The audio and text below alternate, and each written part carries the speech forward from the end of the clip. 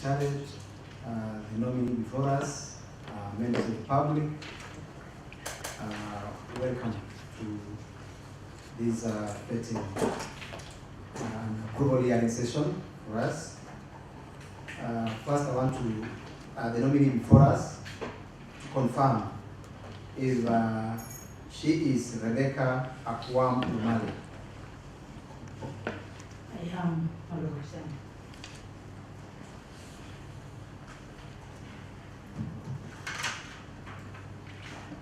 Thank you. We want to begin, and we will begin with a word of prayer. Let's pray. Almighty God, who in your wisdom and goodness have appointed the offices of leaders and county assemblies for the welfare of the society and the just government of the people, we beseech you to behold with your abundant favor as your servants whom you have been pleased to call to the performance of important trust in this republic. Let your blessings descend upon us here assembled, and grant that we treat and consider all matters that shall come under our deliberations in so just and a faithful a manner as to promote your honor and glory, and to advance the peace, prosperity, and welfare of our county and of those whose interests you have committed to a child. Amen. Honorable members, I now call upon the legal counsel to guide the taking the oath.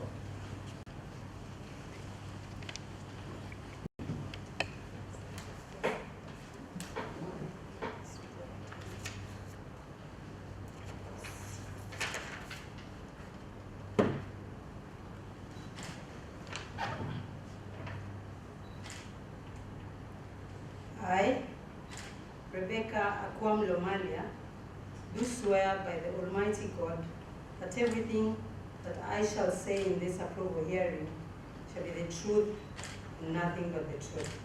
So help me God.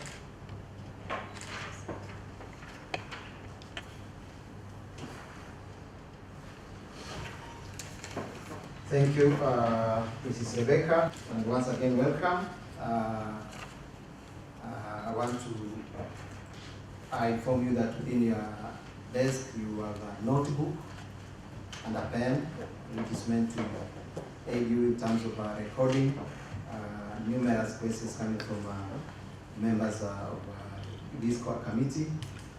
You also have some water, because as we know, our climate may not allow us to stay for so long without taking some little water for us this house. We will have a wrap of introductions by the members of the committee, and I want us to start with far right. Karibu sana Mheshimiwa. Thank you, Honorable Chair. I'm REBECA AKUAM MCA Kaleng Kaikoro Ward,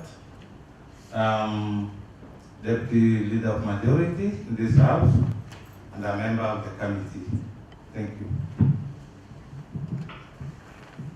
Thank you, Honorable Chair. I am now your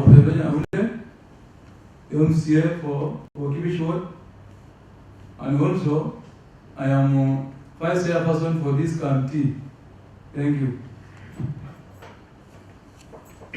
Honorable Jessica Avenue, Special Elect, Turkana North, I am a member. Honorable Chair, I am Honorable Philip Akwam, MCA Nana Ward, Deputy Speaker, member of this committee. Thank you, Chair. I'm Honorable REBECA AKUAM LOMALIA, Special Elect to Loima Sub-County. Also, I'm serving as Deputy Minority Whip, and I'm a member of this committee. Thank you. Honorable Chair, I am Martha Keramajo, member of County Assembly representing the people of Loima Ward. I'm a member of this particular committee. Thank you very much. Thank you, Chair. I am Honorable Baby African.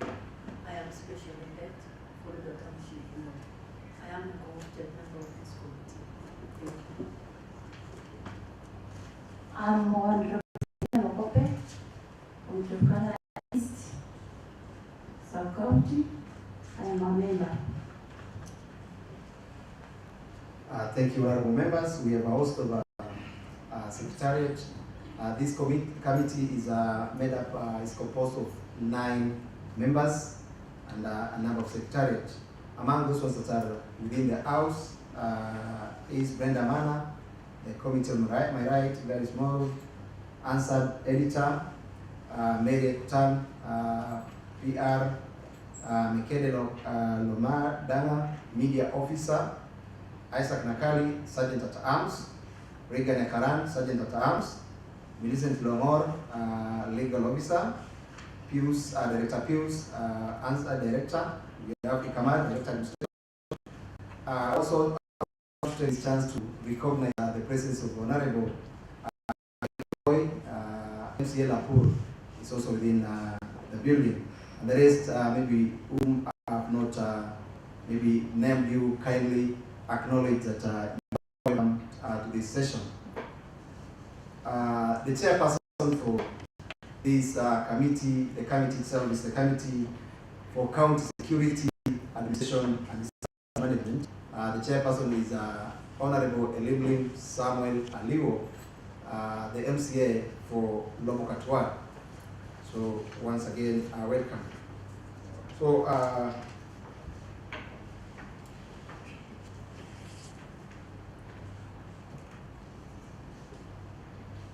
good evening, honorable members. I wish to welcome all the members of the Committee on County Security, Administration and Disaster Management, members of the public, and the Chief Officer nominee, the Office of the Deputy Governor. Honorable members, the position of the Chief Officer is part of the executive appointment contemplated in Section 45 of the County Government Act,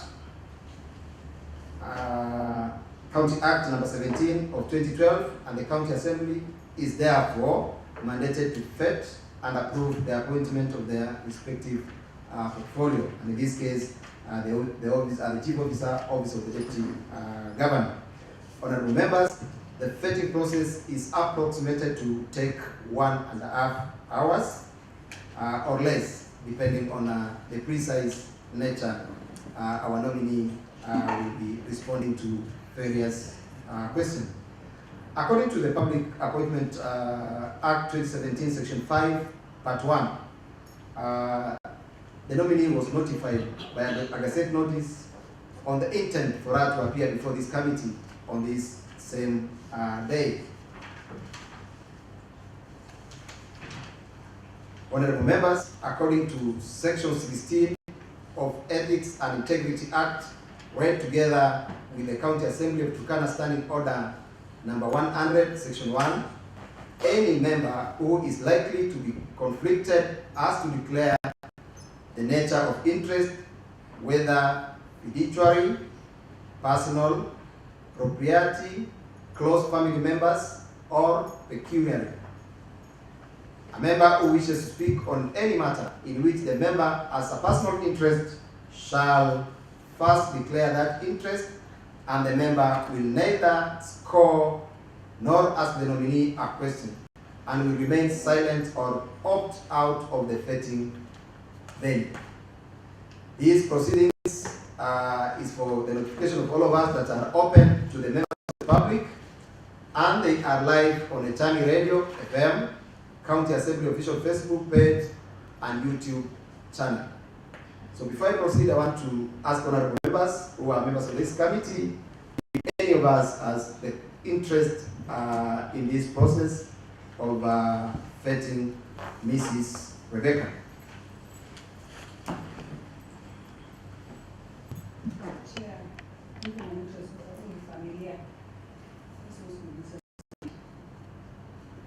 Noted, Honorable Jacinta.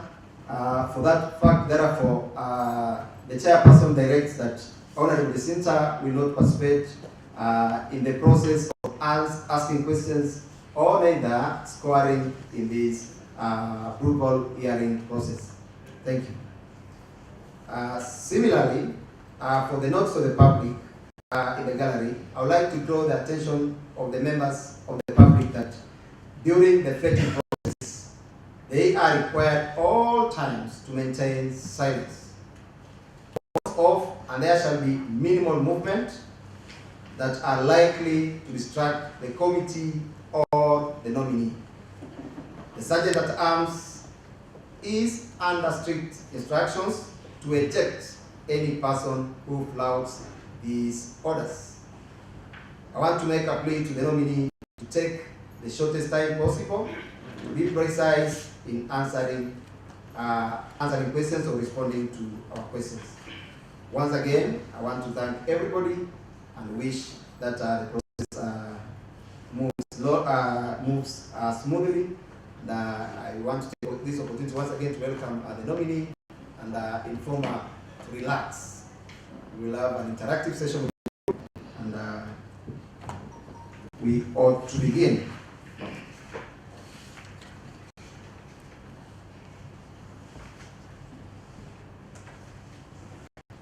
The first question will be asked by myself, the chair, and the first question is kindly, Ms. Rebecca, tell us about yourself, indicating your academic qualifications, competences, skills, as well as work experience. Tell us about yourself, indicating your academic qualifications, competences, skills, as well as work experience. Number 2, what is your financial net worth? What is your financial net worth? State your income sources, both current and deferred. State your income sources, both current and deferred. Third, tell us about the portfolio you have been nominated to and why you are the best candidate for this position. It is in the knowledge of the public that applicants, or the shortlisted candidates were 112, if my memory serves me right. But out of the 112, you were nominated to this position. So, how did you emerge as the best candidate out of the ones that were interested in the position? Thank you and welcome. Thank you, Mr. Chair, Honorable Chair, and members of and the Secretariat at Equity Board. My name is Rebecca Akuam Lomalia, a resident of Turkana Central Sub-County, born and raised in Itakito village, and that is where I still reside. So I'm a mother, I'm a wife, and I'm a daughter of one Lomalia and Leopolia, who is late. I want to take this opportunity to appreciate being here and appreciate this committee for allowing me to present myself in person. Let's see.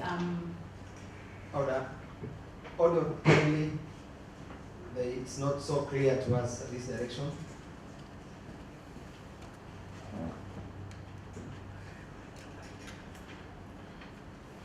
Thank you very much.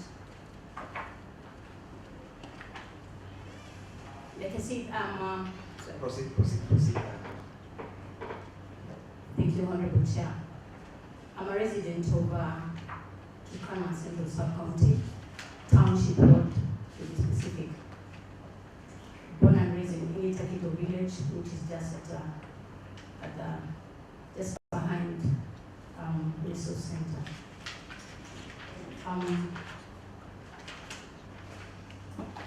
I started my education here in Yodo Girls Primary School, where I completed my primary education in 1990. That was a second, thank you, the second KCPE lot. I proceeded to secondary school in Kamiti for 2 years. I stayed home for 1 year, and then went to secondary school. Stayed home because of lack of school fees.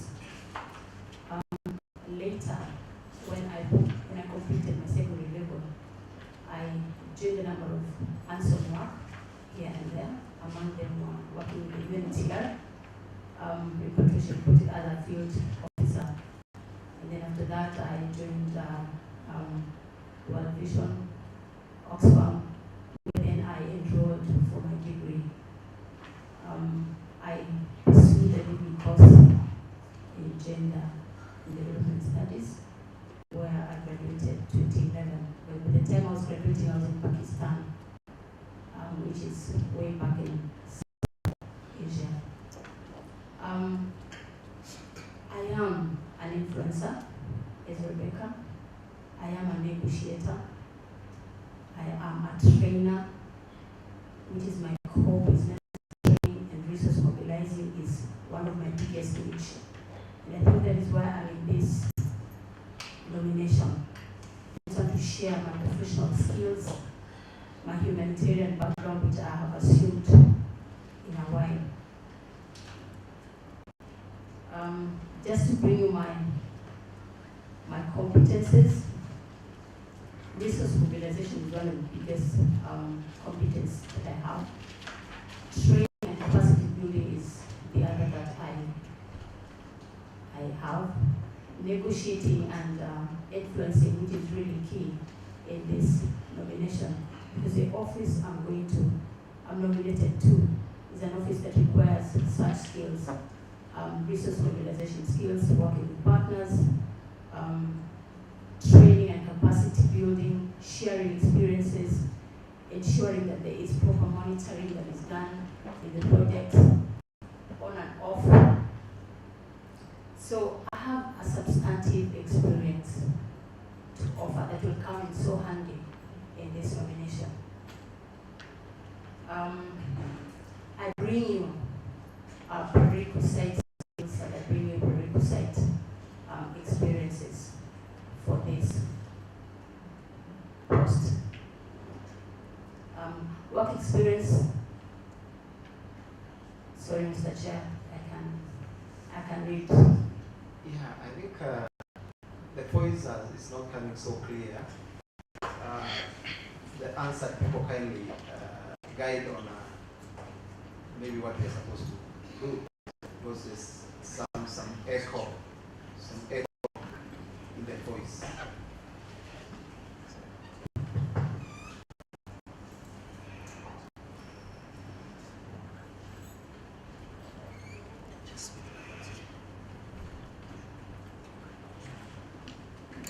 Check even the positioning on look at the way it comes. Try before you leave. Let her try so that in case it's still not clear, we will redo it. Welcome. 1 2 1 2 microphone testing. 1 2 1 2 microphone testing. Yes. 1 2 1 2 microphone testing. Thank you, Mr. Chair. I hope I'm better now. Yes. Mr. Chair, thank you very much for audible enough, which is also why I'm here. I have to be very precise and audible enough for the people who are listening, which also calls for the public who are also following these proceedings. Like I said, on competences, I have the prerequisite skills and competences for this post. And I want to say that over the years and over the experiences I've gathered, nationally within Kenya, within Turkana, and outside Turkana, I bring those skills and experiences for this post to be articulated in the best way possible. Like I said, I'm a resource mobilizer. In all the jobs and in all the positions I've worked in, that has been one of the underlying tasks or duty. Right from when I was back in Turkana, and that gives me the opportunity to share my experiences. I wouldn't actually go below or back 2000, because I have been a hands-on person. One of the things which I have not said is I have more than Rebecca being an influencer, a negotiator, and all that, I'm also a business person. You can imagine, right from after Form 4, I went into business. So it is on record that I was one amongst the youngest people in Lodwar who owned a business by then. And one of the things which I used to do in that business was writing. And that writing comes in handy also for this specific role. 2000 to 2002, on work experience, I worked with World Vision during the Great Emergency Operations Program. I worked with World Vision as a field monitor, but grew to the ranks of field coordinator. I thank God for that opportunity. It wasn't on promotion, it was on merit, and I thank God for the work that we were able to do. By then, World Vision was an agency in Turkana, so we were traversing all the areas and all the locations in Turkana, including Kapedo. I remember even when my colleagues who were not able to do Kapedo, I found myself going to Kapedo. Why? Because I am results-oriented, I'm driven by the task, and I'm not a person who would really love anything that is undone to continue being undone. After World Vision, I joined Oxfam in 2004 as a field monitor again. It was an opportunity for me to engage the people in the Greater North. The Greater North was a very virgin experience for me because it was my first time going there. As a field monitor, I worked with Oxfam and then became a field assistant, field supervisor, field coordinator, and then became the project officer for the then Hunger Safety Net project. I want to tell this House, Honorable Chair, that during that time, I was privileged to be part of the team that designed and researched on inception and designing of the Hunger Safety Net project. So apparently, that comes in so handy because the position I'm coming into to occupy in the county government is going to sit on rich skills and rich knowledge on awareness of the Greater Turkana. This project, Hunger Safety Net, did not just function here, but it had existence in 4 other sub-counties, which were in the Asal region. Within Oxfam, just within that time, after presenting the Hunger Safety Net project to the government had a buy-in by then, and they accepted to co-share. That is when I went. I upgraded my working experience to abroad. So during my time with Oxfam, I traveled out, I got a global job in Pakistan. So in Pakistan, I went there as an emergency food security and livelihoods team leader. This was an opportunity for me to engage more on specific technical issues that were affecting the flood-affected people in Pakistan. This period gave me a lot of experience. It gave me a lot of rich knowledge of social protection as well. With Oxfam, just on the job of the technical work as an emergency food security and livelihoods coordinator, I managed to travel to other countries just with Oxfam. Went to DRC for the same response. Went to Yemen, which is in the Arab world, for a few years. Came back to Kenya. Went to Philippines during the biggest ever recorded typhoon ever experienced in the world. And I want to, the chair, I want to take this opportunity to say that Turkana County is going to be very privileged if this House is going to approve my nomination, because all those skills will be brought back to the county. During that time, I came back to Turkana as a humanitarian program manager, and that was the time also I had an opportunity to work for the county government in 2014-2015. That's when I had a moment of writing the first draft cash transfer policy paper for the county government. It will be my biggest opportunity to go back to the files of the county government to see what has been done since then. and I'm looking forward to that. After coming back to Turkana, which was the best time for me, I went out and explored social protection with Helpage International 2014-2015 before I joined Tier Fund UK. Tier Fund is an organization that is based in Teddington, southern London, and I worked with them for more than 6 years. Cumulatively, my international experience comes to 10 years, and the rest of less than 10 years were nationally, in Turkana, in Wajir, in Mandera, and in Marsabit. So I'm glad to present myself to this panel, bringing the opportunities that I've learned outside, and expecting to learn what is also available in the county for us to strengthen what we have not explored in this country, in this county, through resource mobilization, partnership, and other elements that are within this posting. Mr. Chair, honorable members, on the second question about my network, having been a young business lady and having traversed the group as well as engaging myself in a number of businesses, I want to report to this house that my network at the moment, my primary family network is to a tune of 104 million.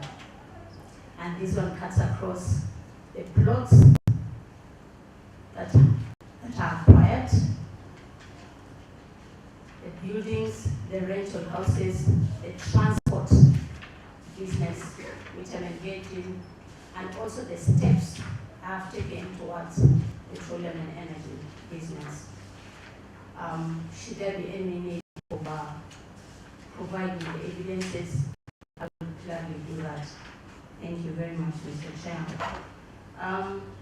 The third question, portfolio, why I'm motivated to this posting. Honorable Chair, I am glad. If there's any nominee who was glad by seeing where they were placed, it is REBECA AKUAM LOMALIA. I get happy when I do what I love doing. This will be the opportunity to fundraise, to resource mobilize for this county, because it will be too handy for me to do that. And having listened and engaged the office I'm looking into, I am glad that even these past months, something has been done on resource mobilization. So I feel happy that this is not going to be a start over. And because I am a team player, I'll be very happy to join in the team that is within the DG's office. And I want to share with these honorable members that the office of the Deputy Governor is not an office that is a standalone office. It's actually an office that is more a pivotal office that will function well, that its functions will be to support the governor, the office of the governor, and the entire departments in the county. So I'll be privileged to work with all the departments in this county, right from health, come to water, come to agriculture, and we will be taking a stock of what we've been able to do and addressing, trying to come up with ways to address the gaps that could be there, especially on fundraising, because funding can never be enough, Honorable Chair. Funding can never be enough, and that is why this position has been created, so that we try and work best with the partners that are around. But also to try and create an environment that is going to attract investors, so that we move from one place or one point to the next as we walk towards MDGs. Thank you very much, Mr. Chair. Thank you, Mrs. Rebecca. I want to appreciate the fact that systematically taking us through a myriad of skills, competencies, and experiences in a way that's so convincing. I want to ask you to take taking cognition the time we said this approval hearing will take, because you have really in detail schooled us on that part. So as we go ahead, be precise, can Mr. Chair. we're moving. We're now moving to our next part, and the first to lead in those questions is Mr. Phil, Honorable Phil, who is also the Deputy Speaker of the County Assembly of Turkana. Welcome. Okay, thank you, Honorable Chair. I know Ms. Rebecca has a little bit to find some of the explanation to one of the questions I had, but we still may have to answer the following questions.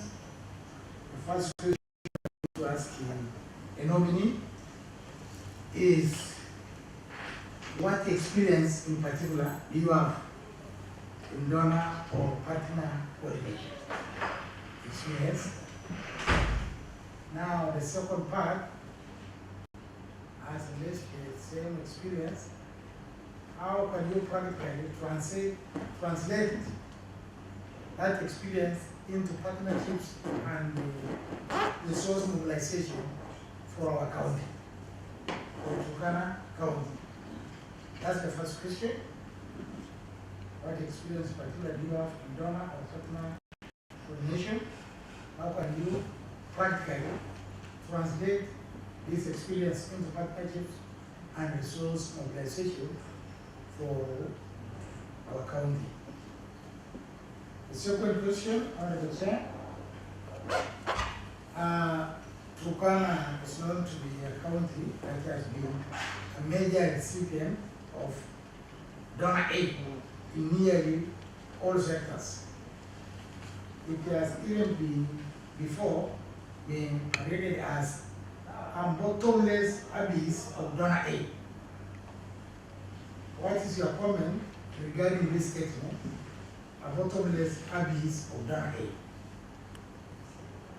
Thank you, Honorable Chair. Those are the questions I wanted the nominee to make some response.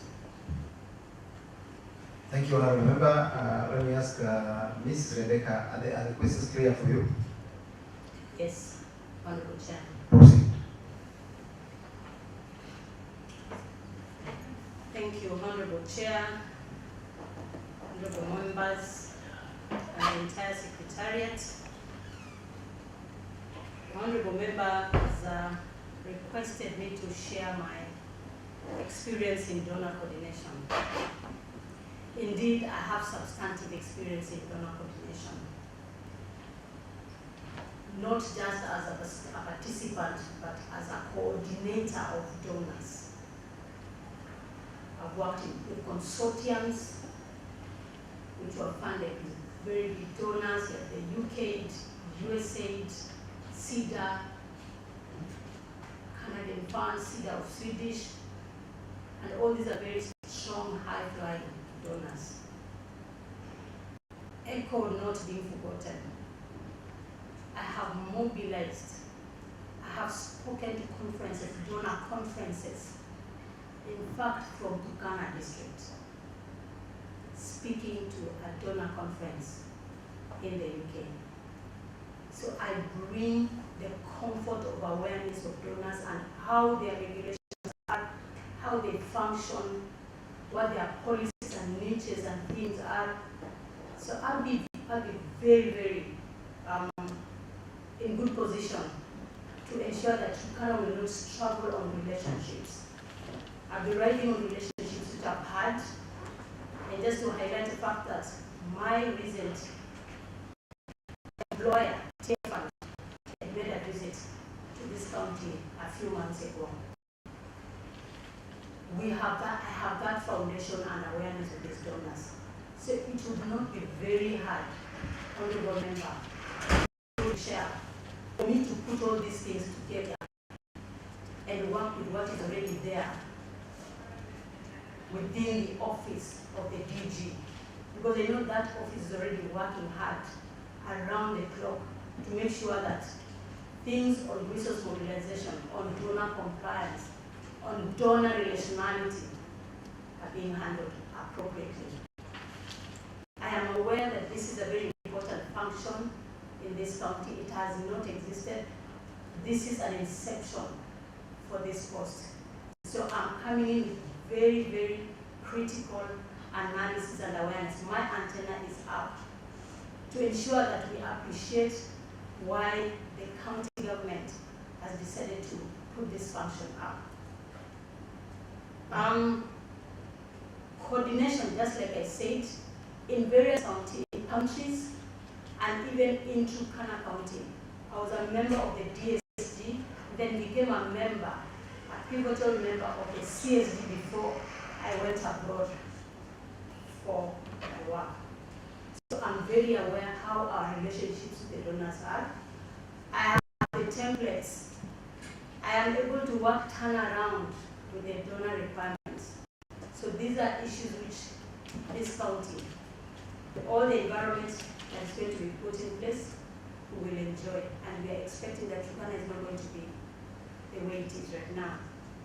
So I'm looking forward to translate this by sharing the skills I've had, because they're not allowed to work alone. So I need to work with the team, and not just the team at the DG's office, but the team, sectoral teams, key departmental teams in all the departments. Because, like I said, the Deputy Governor's office is a pivotal office for change. It's a pivotal office for relationality. So I'm looking forward to ensuring that this is going to be done in a very acceptable manner. So the tools will have to be understood by all of us. They will have to be executed in the process that is required. All our donor compliances, all our donor protocols will have to be understood by all of us. We do not work together. However, Rebecca will put all her energy together, it might go in vain. So again, the expectation I come in with is for us to work together. All the county government departments, this committee, this honorable committee, and I'm looking forward for us to forge to a fairer forward or years ahead. Honorable Chair, members of this team. Partnerships. Partnerships is very important. And I am gladdened by the fact that this was captured as one of the pillars in the role I come in to occupy. Because without partners, we will still fail. We might be so comfortable in doing what we do. And in the morning, I was thinking about how partnership came into place. I know I do not have much time, but I just want to use 1 minute to talk about partnership. Why partnership? We need partners to question us, to help us, to work with us. And in partnership, there is working with a partner, and there is working through a partner. So how we graduated to working with partners was fundamentally thought of from the two acts, the working through and the working with. And county government is looking forward to working with and through partners so that we can supplement and complement all the areas we are not able to finalize on, because we will never have enough resources for us to do everything that we intend to do. And this is seated on the vast needs in this county. On the second question, Honorable Chair, it saddens, and I think not one Turkana will tell me they've never had that negative statement. We have lived with that negative statement, and I want to encourage all of us that this statement is not here to stay. Having a bottomless, having all the donors, yet you cannot showcase anything, yet you cannot see the change. It is important that we start appreciating this also affects us. It it affects how we do our business. From where I'm coming from, I like questioning myself first before I question others. So, Honorable Member to the Chair, it is a moment for us to realize that we need to ask ourselves, are we questioning ourselves correctly? County governments are aligned with functions that are so deliberate. There are processes that have been aligned so well. If only we would follow that. Any miss of any process, we kill the system, we kill the results. So, Honorable Member through the Chair, on this statement, it will still come back to us of how we will run, how the Office of the Governor is going to follow suit on what we have said we will do. Because so much goes outside. There's a lot of distillation or sipping.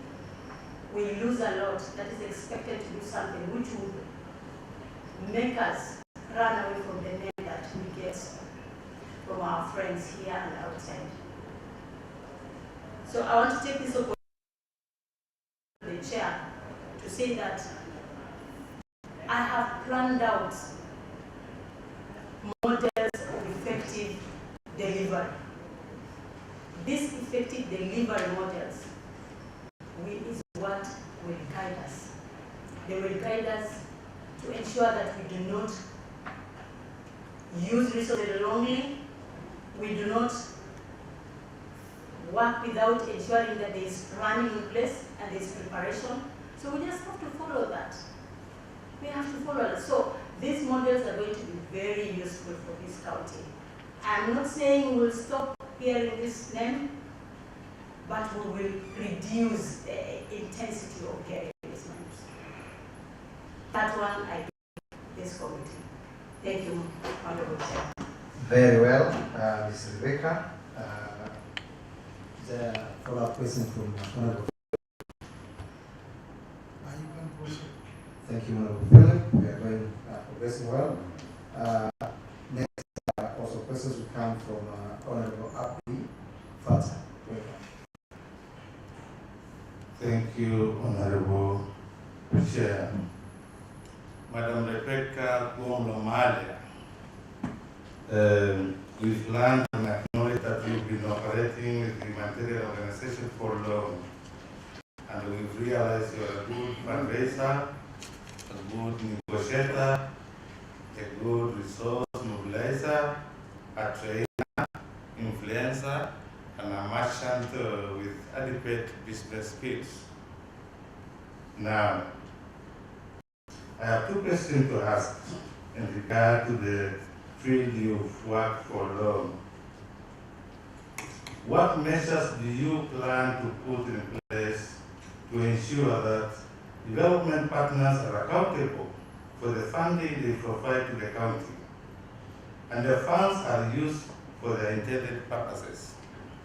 That is my first question, and I repeat. What measures do you plan to put in place to ensure that development partners are accountable for the funding they provide to the county, and that the funds are used for the intended purposes? Question number 2. Tell us of a situation or event in which you have tasked to mobilize resources from a wide range of partners. I repeat, tell us of a situation or event in which you were tasked to mobilize resources from a wide range of partners. A, what programs were they? B, how much did you mobilize and how were the resources utilized?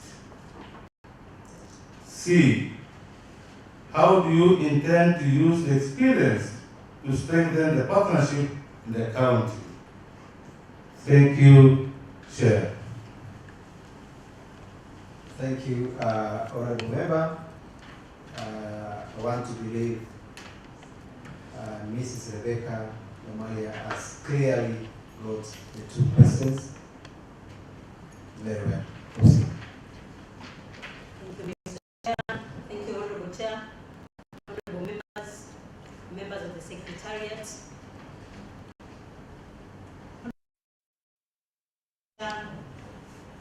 These are very important questions. Very, very important questions. The first question goes, what measures do I have, do I plan to put in place to ensure development partners and their funding are well used? Very, very important. Whenever we work with partners, which is the issue in Turkana County, we've had partners for a very long time. Very long time. And I remember when I was here before I went abroad, we had a matrix of partners that were, it was so huge. That was without counting the UN partners, especially those who are working for the refugees. Very huge. But I want to tell the honorable members through the chair that nothing is impossible. Whenever we work with partners, they are layouts. We start with partner assessments. We start with understanding what are the thematic areas of these partners. What are the locations they intend to work in? Number one would be in reducing concentration and over-concentration and leaving out other areas. So ideally, we need to have a matrix. Remember, through the chair, it is good to know who works where and for how long and on what.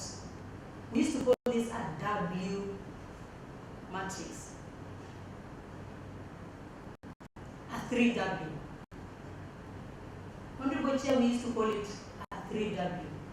But it got to a point in my working life and with my work experience, we had to up it, and now it is to the level of a 5W matrix. And we need to know how it is currently with the county government, but it is important to identify who do we have on board. We have them on board. Is he coming to join in where we already have partners? How long are they coming for? What is the budget like?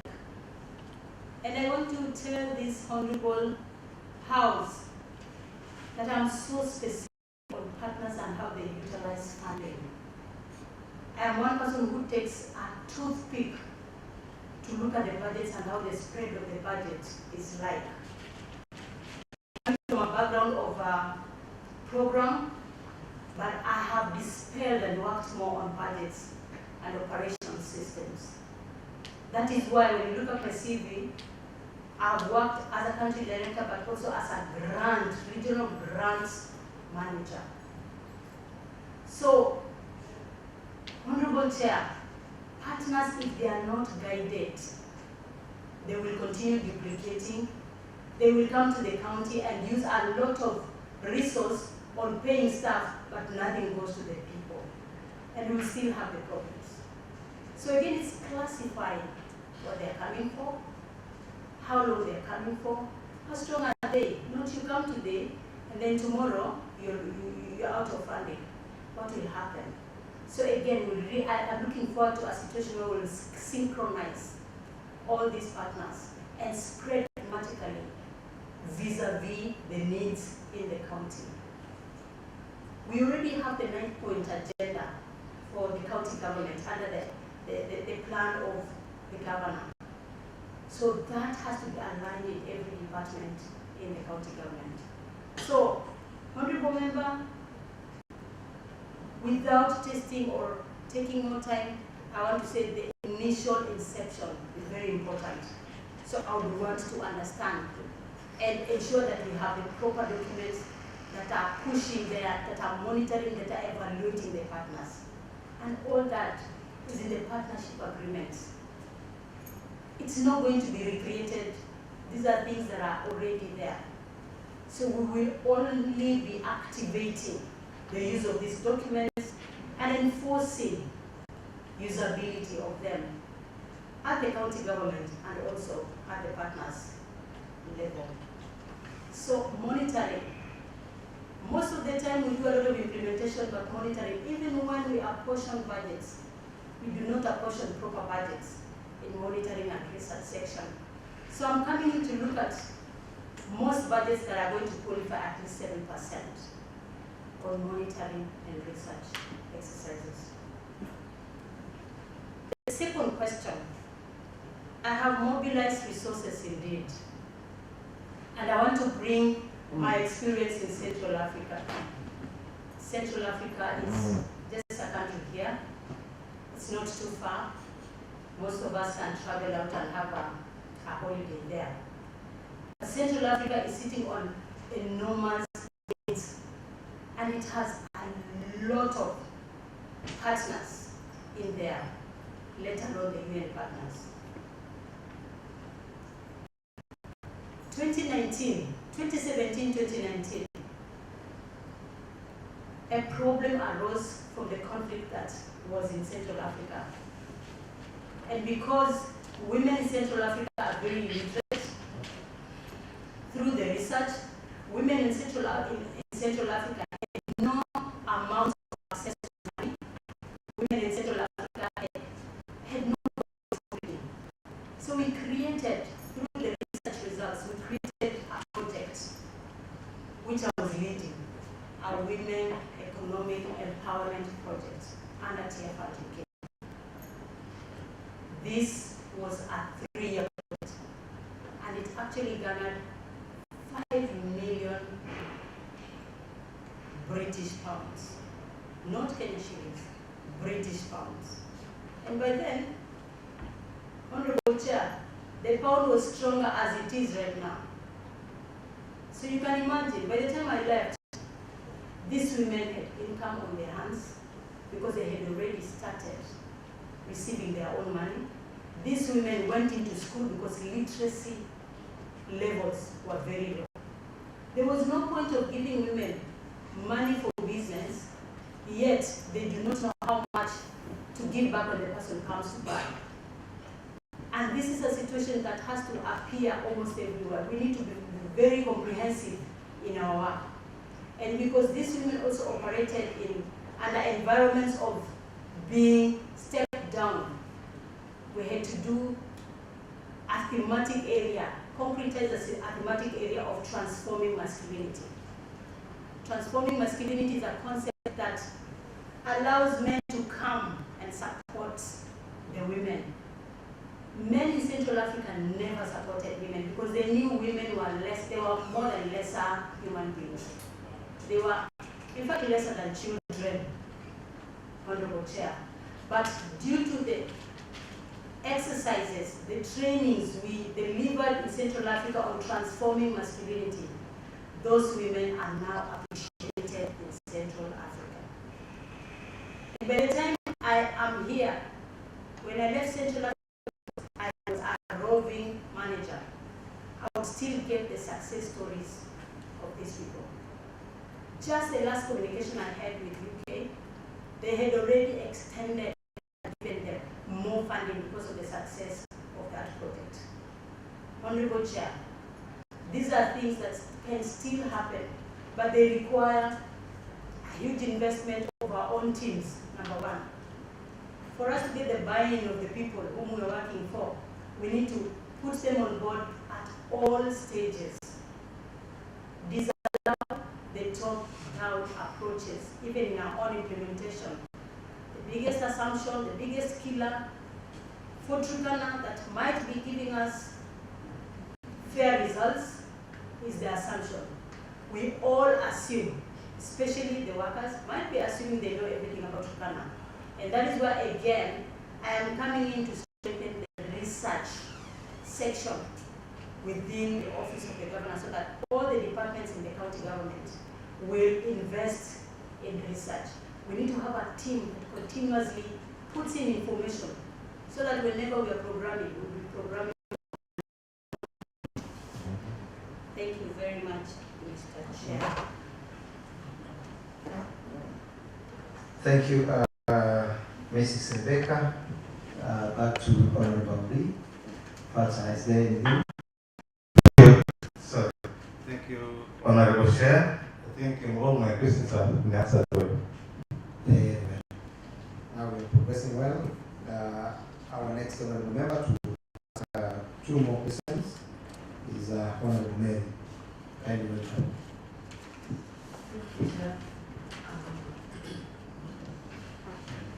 I want to say I'm privileged today to have you here,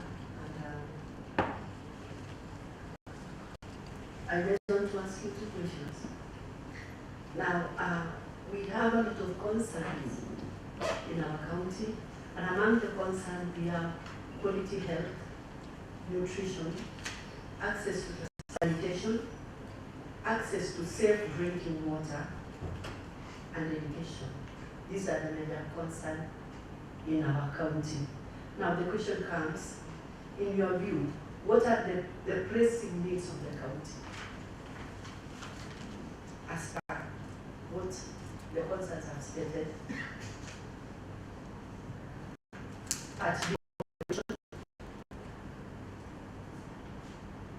which set of partners and players do you intend to engage, and how will you do this? Concerning the set of concerns, now, the partners you are going to engage concerning that, and what is your plan in this? And finally, the second, in your view, what legislations, policies, and administrative consideration do you intend to propose to the county government?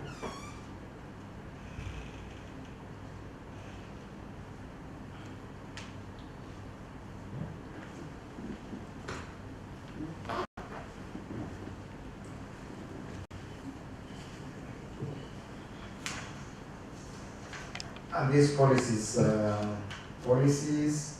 legislations, administrative consideration should be in relation to the position that you will be taking.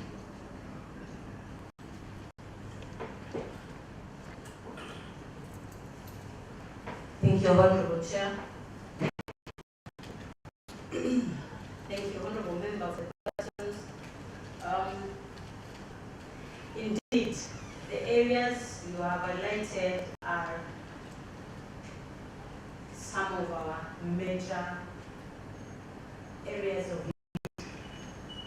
And I must say, they are areas of major needs, not because we've not been able to finish all these needs, but also because we have to work with the environments that we're working in. We have one of the biggest counties,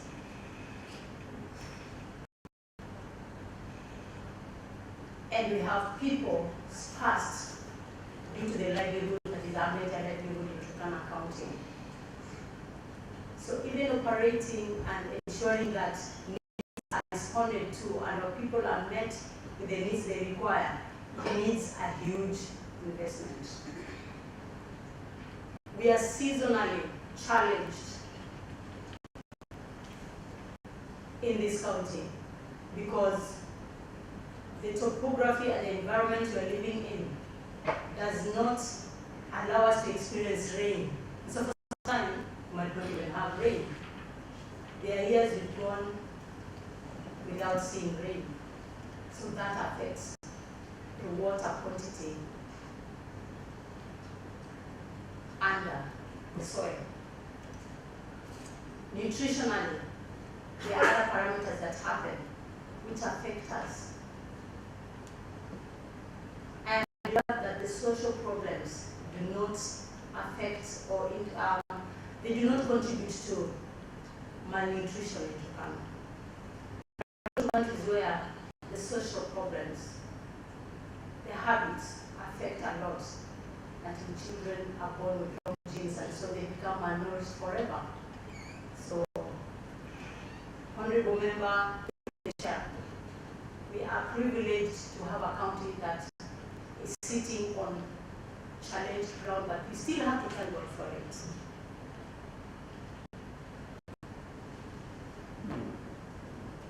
These indeed are our pressing needs. And when we're talking about partners and pressing partners, there is need to align our minds. Not because we do not want to work or welcome the rest of the partners.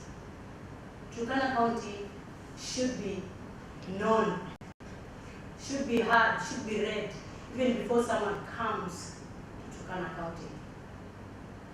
I'm hoping to see the website of Turkana County being activated and visited on the fact sheets.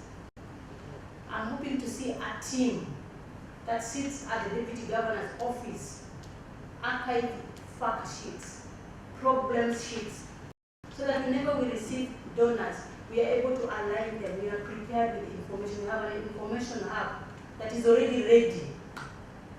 Budget, tentative budget already there. So that when the opportunity comes, because donors at times work with time, we occupy that opportunity. So with this information, all the departments getting the information at the same time, but continuously monitoring and reviewing this information. Because again, we cannot program this year with information of 2014. Again, that continuously updating of the information is very important. That is where we're coming in. I'm looking towards a team that is going to have quarterly reviews. Quarterly reviews of our status, our needs status, so that we continue seeing how much are we progressing, what are we doing. It needs a team that works in an environment that is going to be acceptable, a team that is going to be motivated. So I'm coming in first to work with the team, to work on my team, to ensure that the departments I'll be working with will be submitting information. They'll be encouraged and motivated to bring in information, not to be pushed. Because when we start pushing ourselves, we waste a lot of time and we miss out in the global world. There is a lot of rush in the global world. 100 million might be up for grabs, and in the next minute, it's not there. It's already been taken. Honorable member, through the chair, these needs can only be reduced, they can only be addressed if we are prepared ourselves. So I'm looking forward to have a team that is going to merchandise that, activate that, ensure that we have all the information that is current, not all the information. I'm looking towards a stock take. It is important that we take stock of the partners we intend to work with. From where I'm coming from, there are those we can call institutional partners. Those ones who will always be there. Even when others who are new come, those ones will always be there. So those ones, we have to create very good relationship with them, because they will be there even when it is dry. Even when the global world will have run out of money, those institutional donors are going to be there for us. What am I saying, Honorable Member, through the chair? All I'm saying is we need to take a stock. Pillar our partners. Give them their allocation. If we have institutional donors, why not? We also have to make sure that within our own revenues, because at times it can be dry. It can be dry. What are we doing with our own? Markets have to also be activated to have something. We cannot be spilling on our side and we expect to be given from the other side. So these are mechanisms that have to work hand in hand. And we need to be afloat on the globe for us to be very sensible. And that is why I'm hoping with the team that is there, I'm hoping we can strive to minimize these needs. Our celebration is to minimize. Such that 7 years that we will have occupied the space of enjoying what we will have done during this period.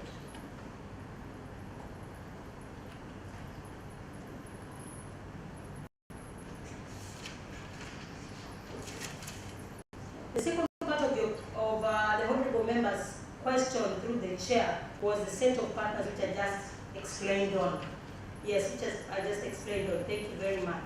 Administratively, on policies, I admire the fact that policies are here to guide us. Policies are made not to beat us up, but they're supposed to be guiding us, be informing us, be cautioning us. And so that is why we are guided all the way from the Constitution. Section 125 actually gives us a way of operating. It tells us, and when you look at the Schedule 4, it just clearly tells us what we're supposed to do at our accountability ways, what we're supposed to do at the county, as opposed to at the national level. So I'm looking forward at the policies level, number one, for us at each department to understand what are policies at required at every level, which policies are guiding us at every step. Because if we understand that, we will know if we are doing the right thing. So the teams we will be working with, because I'm looking forward to working with a portion or a section of teams from all the departments. We will be ensuring that reference is made to the policies that are there. Otherwise, we will operate outside the policies. So, daily, weekly, and having a framework of engagement. I want to see an opportunity where people will be working but also sit at the same time to review and reflect what they have done and how we will have related what we've done with the policies that are there. Thank you, Honorable Member. Chair. Thank you, Honorable Mary. Is there a follow-up question from you? Not really. Thank you, Honorable Mary. We're moving to the next Honorable Member.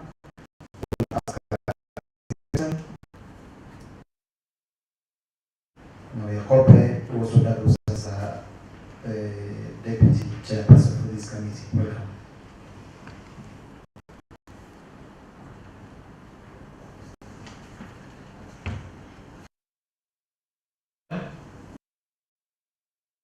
I have a single question for the nominee. The question is, how do you plan to promote citizen participation in resources mobilization and in partner coordination effort?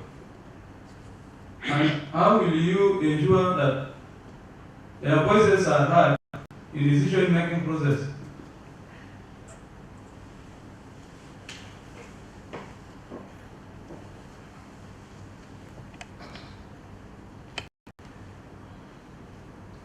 Mrs. Rebecca,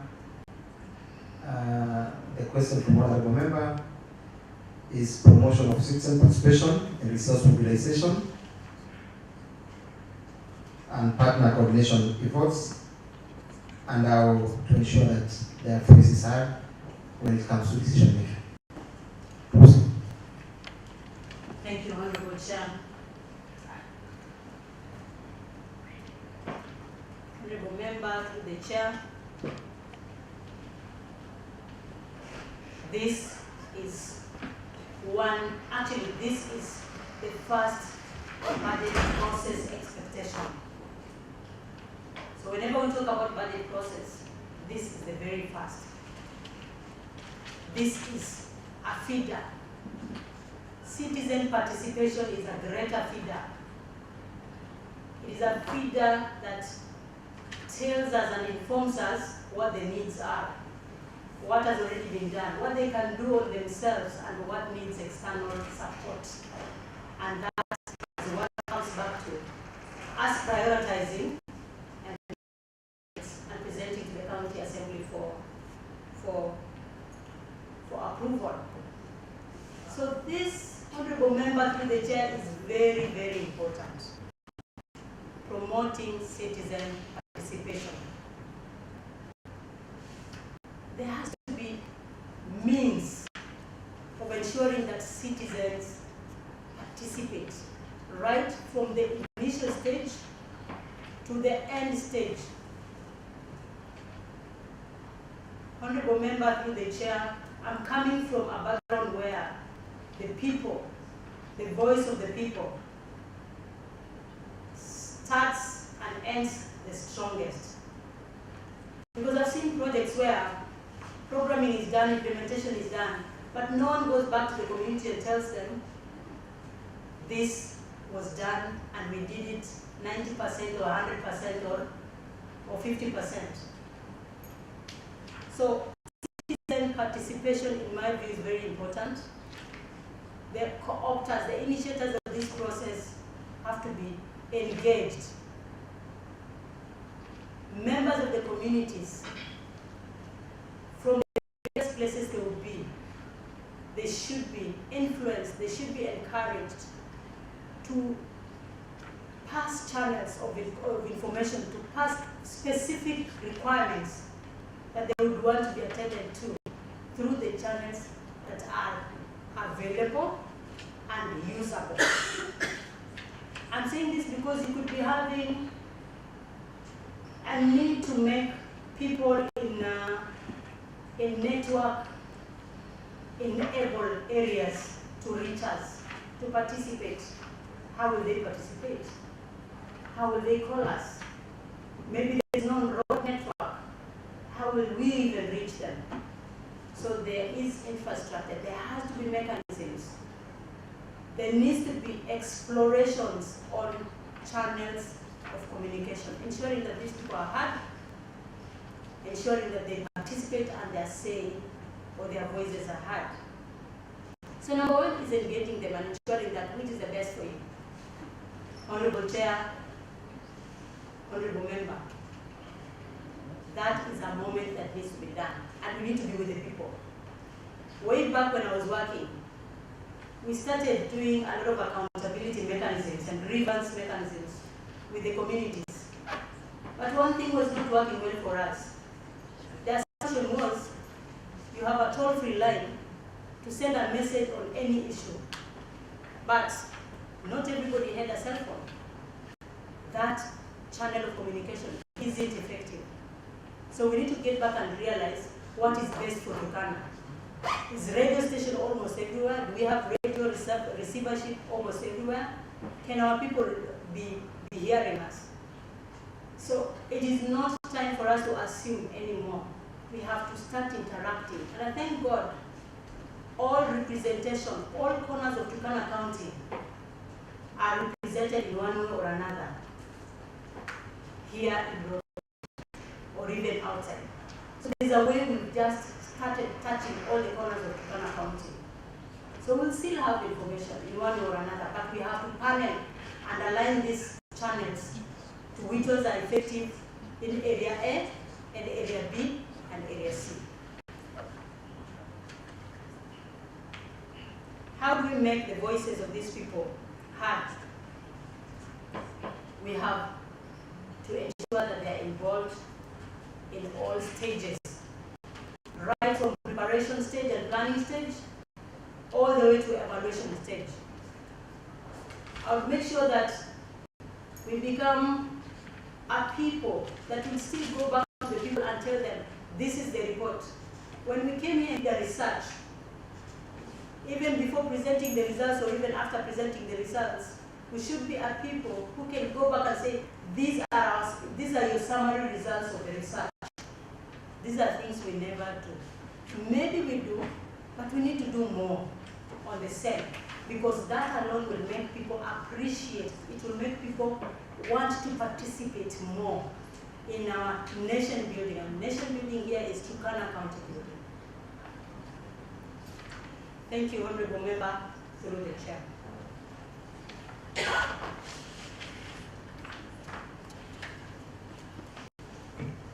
Thank you.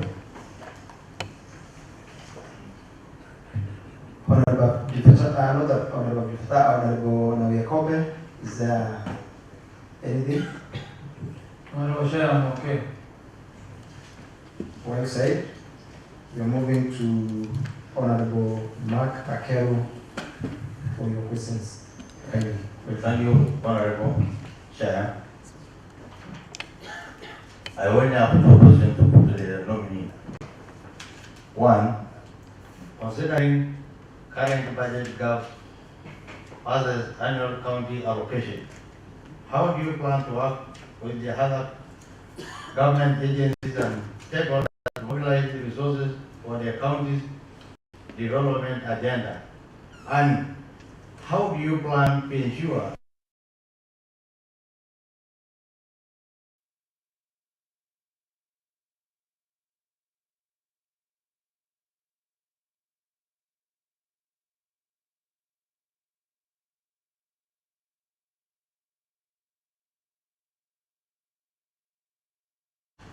priorities?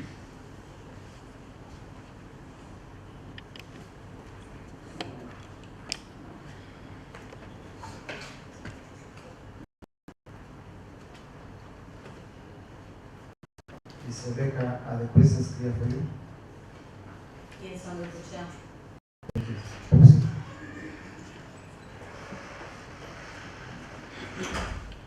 Thank you, Honorable Member, through the Chair. I am aware that we are operating on a substantive budget gap. But I'm also aware that we have made strides on ensuring that the partners get a safe environment. That is why we are seeing a lot of partners having the interest to work with Turkana County. These are the things I would make sure will happen for us to minimize this gap.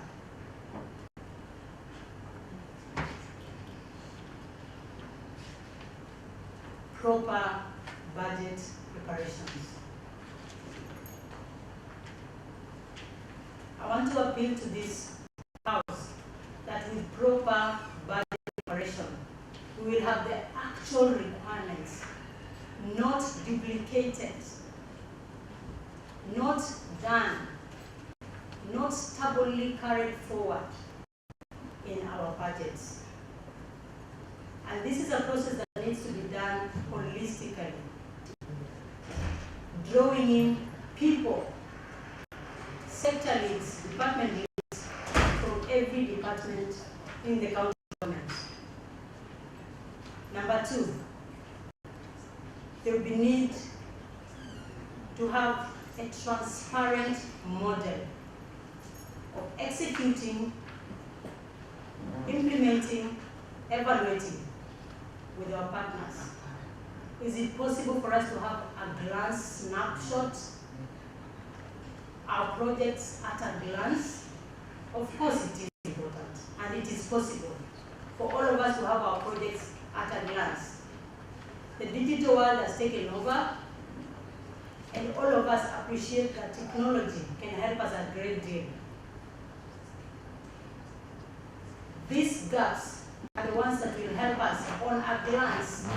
They will help us know, or they will help me know how to better negotiate with the partners that come to the county. If a partner comes in with, for instance, a 10 million grant, and we have the analysis and research background check of the ability of this partner adding, topping up to 15 million grant, we have to apply our negotiation skills. We have to apply, give facts of our progress and give them the evidences of if we do this once, we will have relieved the administrative movement costs. Unlike having 10 million this year and 10 million next year, if we convince them to do a 15 million grant and to do a move of 1 year, why not? That is cost effective. So I'm looking to a space where we'll be negotiating and understanding our own environment first, negotiating with our institutional partners, because we need to understand each other. Operations in and out, ban the operations lines, and it can be very expensive. So I'm looking forward to a matrix that is going to give us an opportunity to discuss and elaborate, demonstrate which are the effective ways to work with our partners. Honorable Member, through the chair, seamless coordination between our partners is very important. If we have a single page communication that runs right from preparation to evaluation, we might not have partners questioning what we do. If we have a single page function, I'm looking forward to be very transparent with our partners, ensuring that our partners are working on their areas and they are working with us. Even if there will be need for ensuring settlement is applied, why not? Honorable Chair, it is important in partnership to explore many ways. And I'm coming from that background of exploring many ways while working with partners. There are moments when you work with partners and you give them all the privilege and all the mandates to manage the funds and end the funds. You will only receive a report without knowing what they've done. Honorable Chair, I'm happy speaking to this assembly, Honorable Assembly, that was recently adjudicating on the same. It is a waste of time, and we have to work hand in hand. Partnership is working hand in hand. It is exchanging the skills we have. It is deploying a technical person to the other side so that what comes out becomes the best. Even if it is in investing in consultancies and ensuring we have the best, why not? Partnership model is the best, but it has to be done with all-round skills on a platform that is more understood by county government and also the partners we are engaging. So I want to assure members of this committee, through the Honorable Chair, that we are out to minimize the casualties of diverted resources. I'm looking forward to seeing this because they are established formats, they are established templates which can be used, but we need to work from a single picture.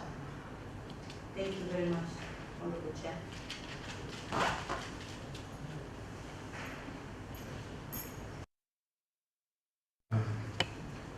We move to our next question from Honorable Philip. Thank you, Honorable Chair. Honorable Chair, I would like to ask one more question. Ms. REBECA AKUAM LOMALIA. And this one pertains now to the popular 3P.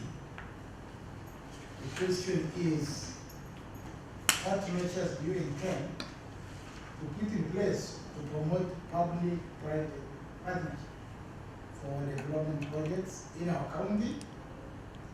And how do you plan to ensure that these partnerships are transparent and mutually beneficial? The PPP. I don't know if you have gotten the question clear. Yes, Honorable Member. That's my question.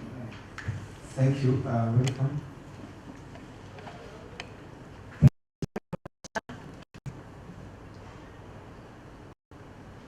The popular 3P is important.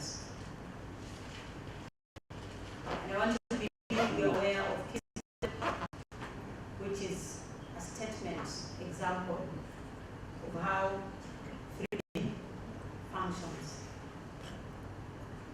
So the measures I'm going to put in place to ensure that public-private partnerships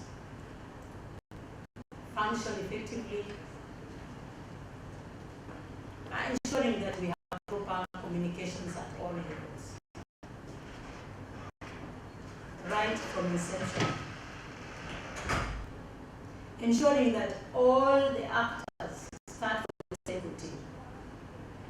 I know of an example where in the past, we had a private sector come coming in to work with us in South Sudan at almost the implementation stage, that was impossible. It was the biggest error that ever happened. It was a cash transfer program, and the project needed a financial provider. But the stage at which the financial provider was brought on board was very wrong. So it was not able, the project was not able to properly budget or service the requirements of the financial provider. So what happened? There was a risk. There was a big risk. Money was lost. So this was a case of where PPP was not looked at correctly. So time for me is very important. Specific roles from every partner, public, private, understanding what are their principles, what do they stand for.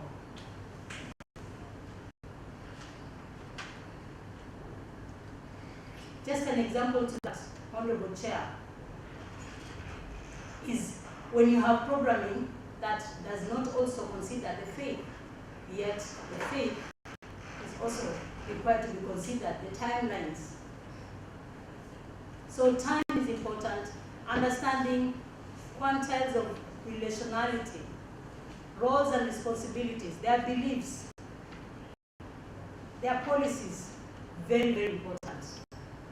It is until we understand what the other people are standing for, we can never be partners.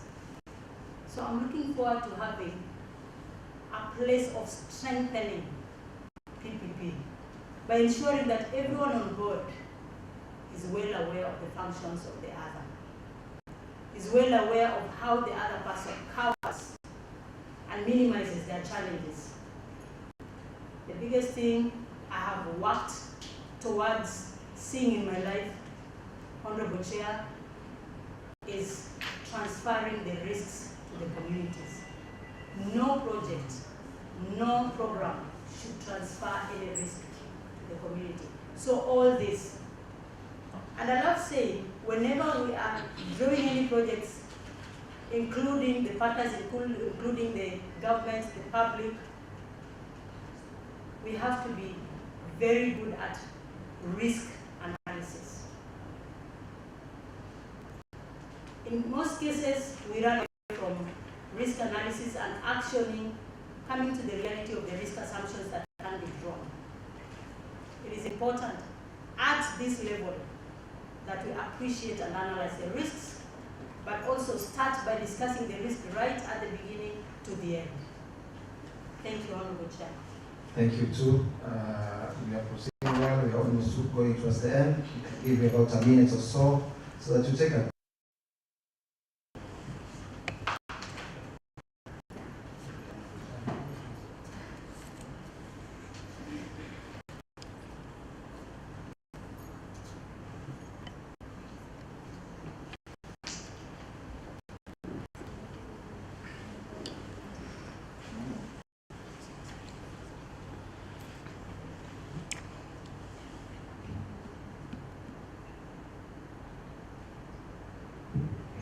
that is okay. That will help you relax a bit because we already taken some good time and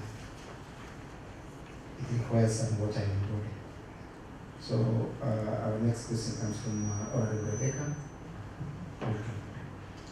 Thank you, Chair. I also have three questions which I want to share with the nominee, Rebecca. That if this county assembly approve your nomination to serve in this position, what are some of the measures that you will employ to curb matters relating to corruption, especially those associated with procurement sector and tendering in your department? That's the first question.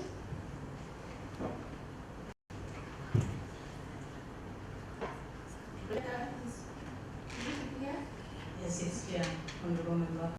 So the second question, do you own any company, be it a private or a public?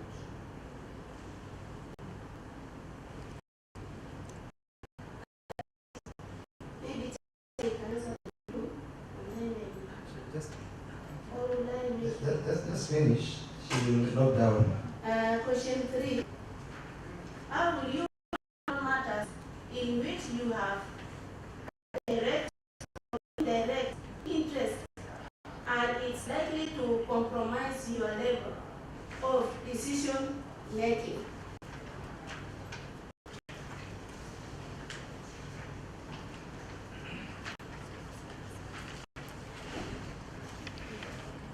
Thank you. Thank you, Honorable Member through the Chair.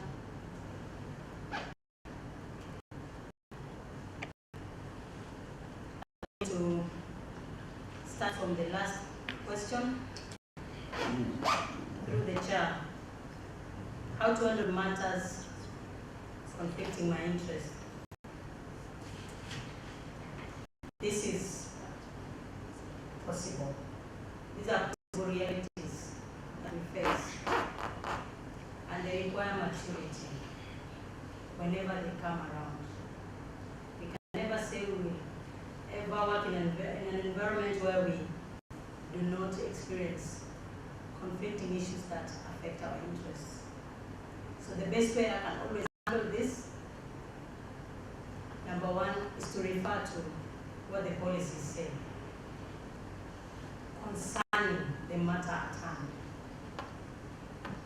The policy gives the provision of declaring to specific teams that will better handle it, why not? But the time also of communicating the same is very important.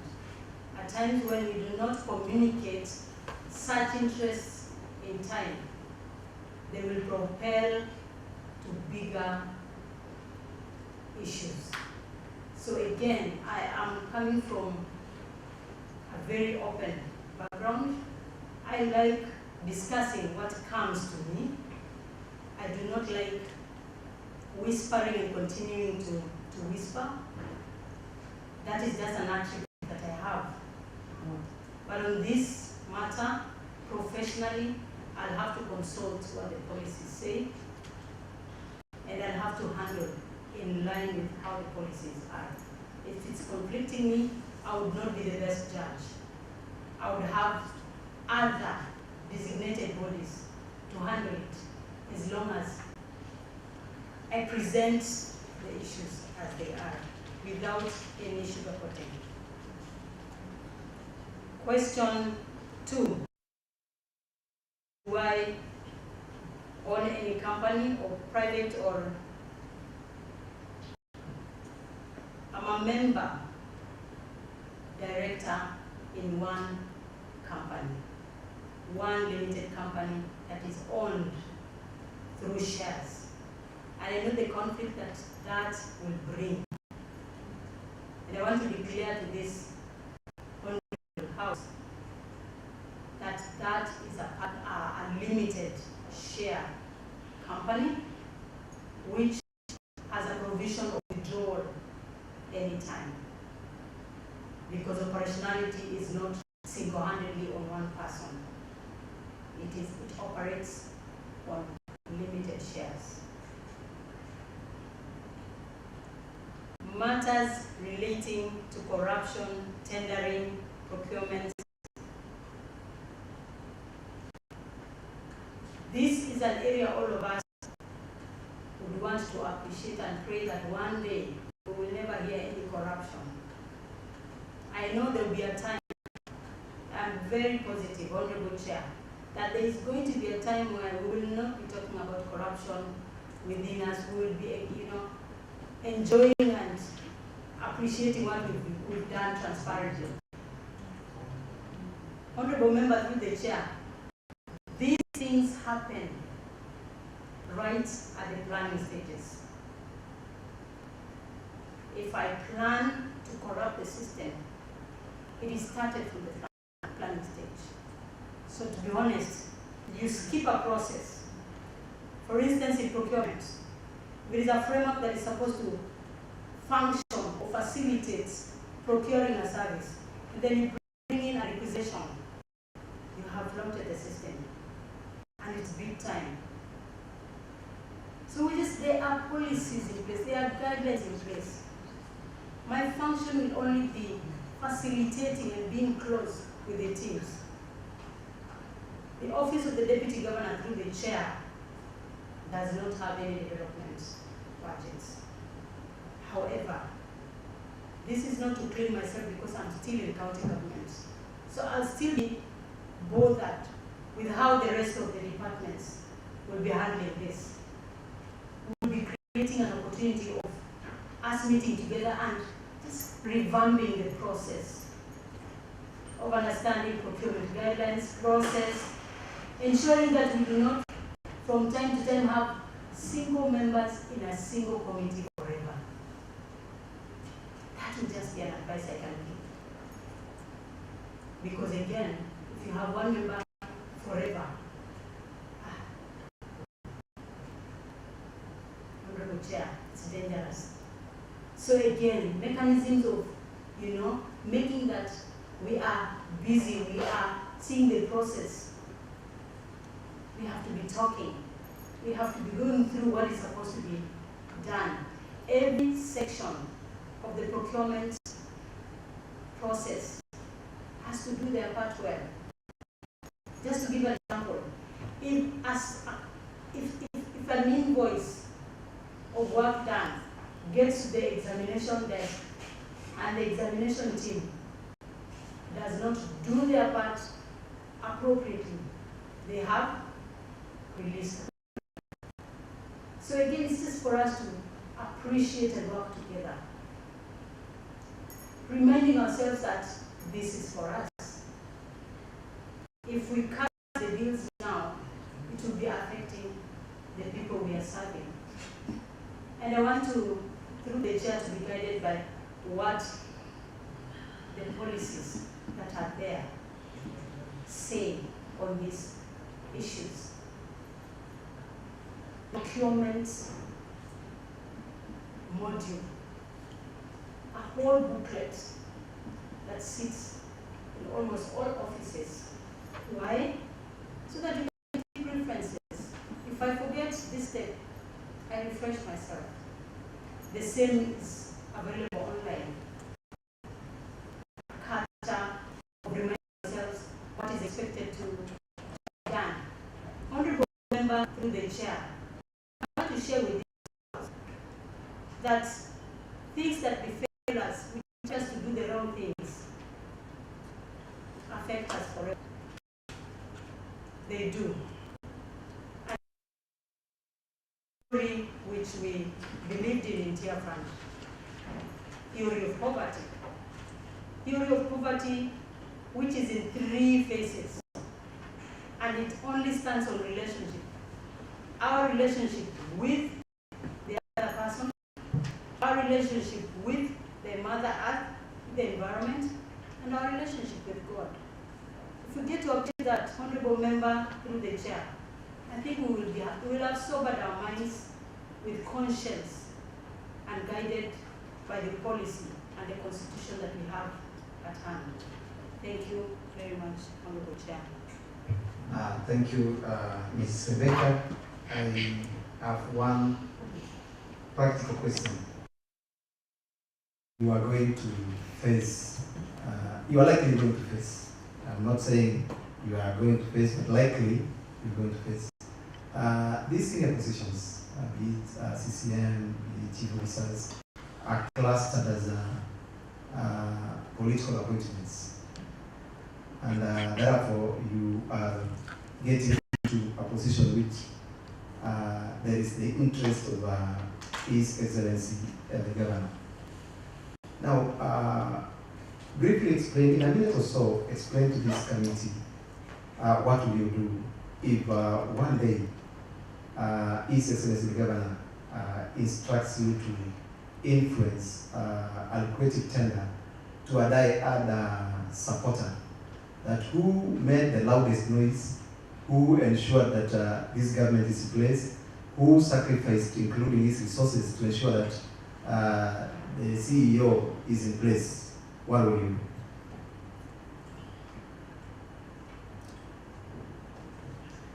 Thank you, Honorable Chair. Honorable members, members of the Secretariat.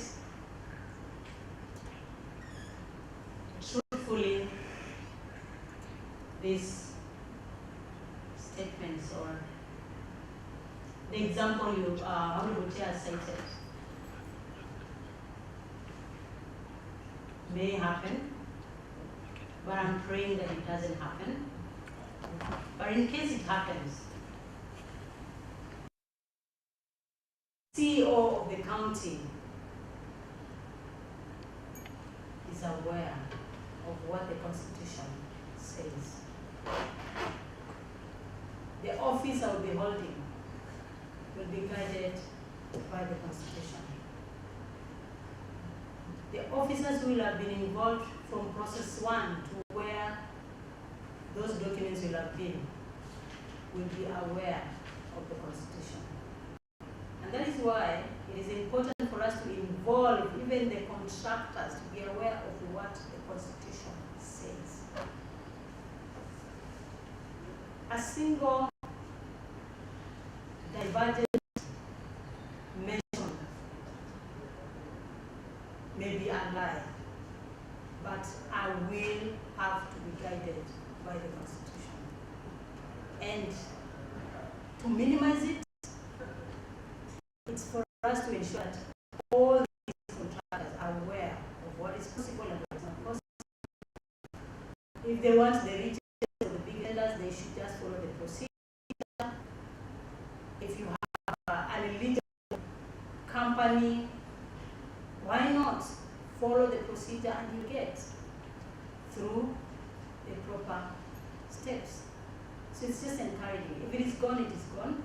County government is not for 1 year. It is 5 years, 10 years. The contractor can still be encouraged. The CEO, Honorable Governor, can still be encouraged. This one has gone, that's now my rational answer. This one has gone, maybe next year, but the person should follow the procedure. But honestly speaking, we all have to be guided by the Constitution. But as Rebecca, I will not miss how to just pacify the hot. I will not miss. I'm an engager, I'm a negotiator. I will just pacify in one or other. Yes, county government is not wrong. They can still follow, they can still come in, but follow the procedure. These things are regularized. In fact, frameworks are done 3 yearly when we catch up with it. Contracts are catch up with it. Encourage people. Thank you. Yes. You continue making more explanation, you will run into the temptation we are looking for. So I think it's better there. Maybe before we end, we have some concern on the certificates. Between KCSE and your undergraduate, the policy in Kenya has the grading system, which you understand for want to move from a grade of C, a direct should be a C plus, and if you have to move from any other below C plus, then it should go through a diploma or something of that kind to bridge yourself into the degree. Kindly inform the committee how maybe this occurred.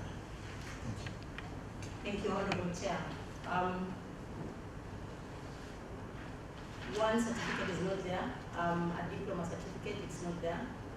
It's because my certificates were one were lost in Philippines during the typhoon response, and one other section they were burnt when there was a fire at a house here in Lodwar.